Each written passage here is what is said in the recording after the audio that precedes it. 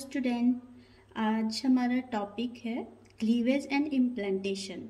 क्योंकि फर्स्ट हम लोग इससे पहले पढ़ चुके हैं जाइगोट फॉर्मेशन, फर्टिलाइजेशन के बाद जाइगोट फॉर्म हुआ, और अब हम पढ़ेंगे कि जाइगोट में किस तरह से डिवीजन होता है, क्लीवेज किस तरह से होता है और वो एक एम्ब्रियो के फॉर्म में किस तरह से डेवलप होता है।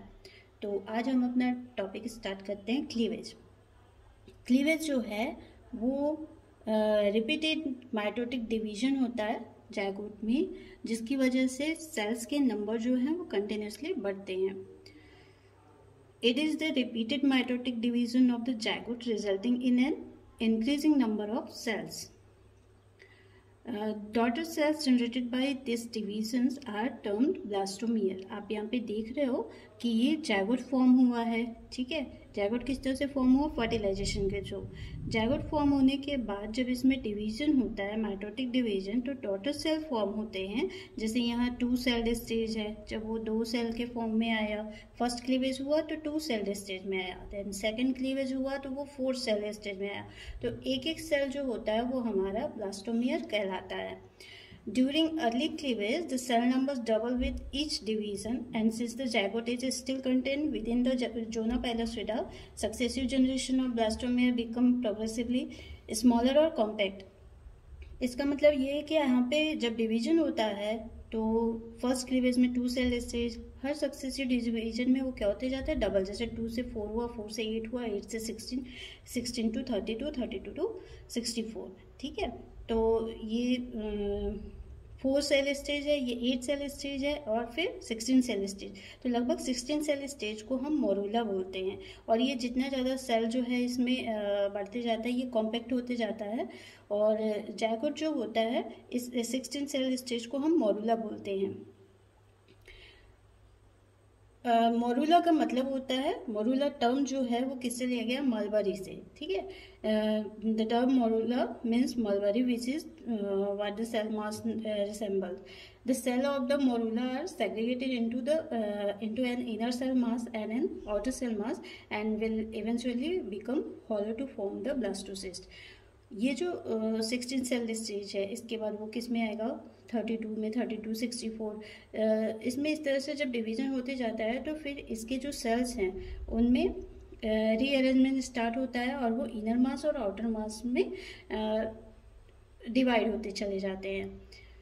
तो जो इनर मास सेल मास होता है,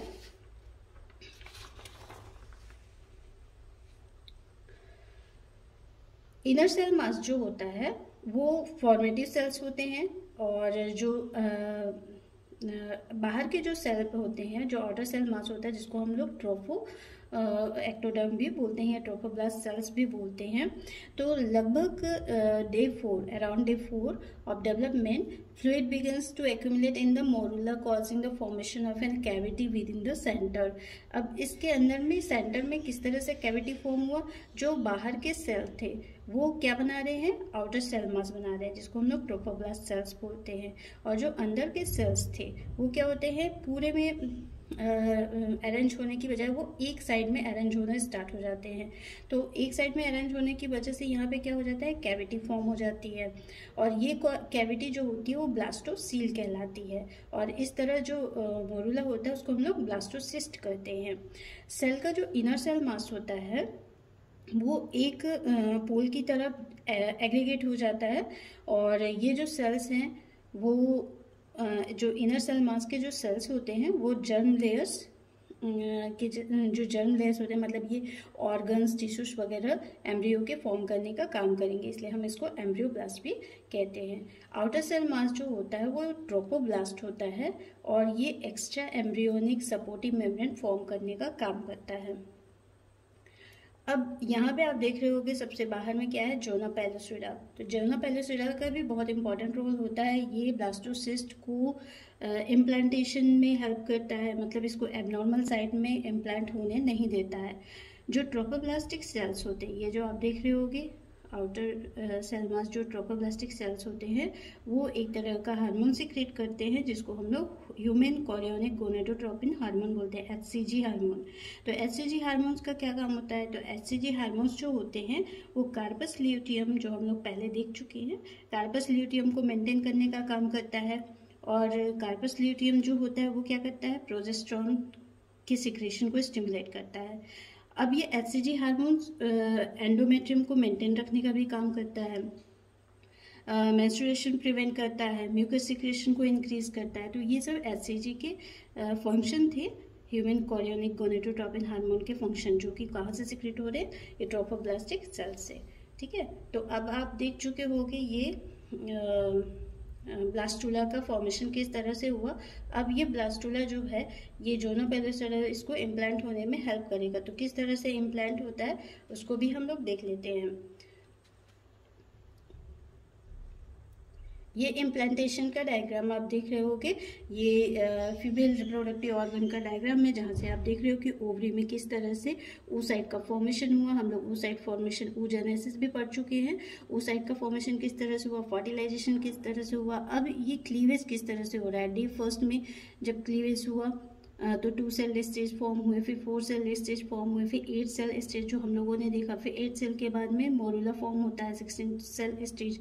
अब ये जब इसमें ये ब्लास्टुला फॉर्म में आ जाता है, अब ये इम्प्लांट किस तरह से हो रहा है, लगभग 7 डेज कंप्लीट होने पे ये जो ब्लास्टोसिस्ट है वो इम्प्लांट होता है। तो इम्प्लांटेशन का मतलब क्या होता है? इम्प्लांटेशन का मतलब होता है जो ब्लास्टोसिस्ट है ये जब यूटेराइन वॉल से अटैच हो जाते हैं तो उसको हम लोग इम्प्लांटेशन कहते हैं। यहाँ पे क्या हो रहा है, यूटेराइन वॉल की टिश्यूज और ब्लास्टोसिस्ट के टिश्यूज जो होंगे वो आपस में कनेक्ट होंगे और यहाँ पे ये इम्प्लांट हो जाएगा। तो ये पूरा प्रोसेस था क्लीवेज का और इम्प्लांटेशन का। क्लीवेज से हमको ज़्यादा क्वेश्चन यहाँ पे देखने को मिलते हैं। तो ये वीडियो आपको अगर पसंद आई हो तो आप इसे लाइक करें, शेयर करें, सब्सक्राइब करें, और अगर आपके कोई क्वेश्चन हो तो उसे कमेंट बॉक्स में ज़रूर लिखें। Thank you.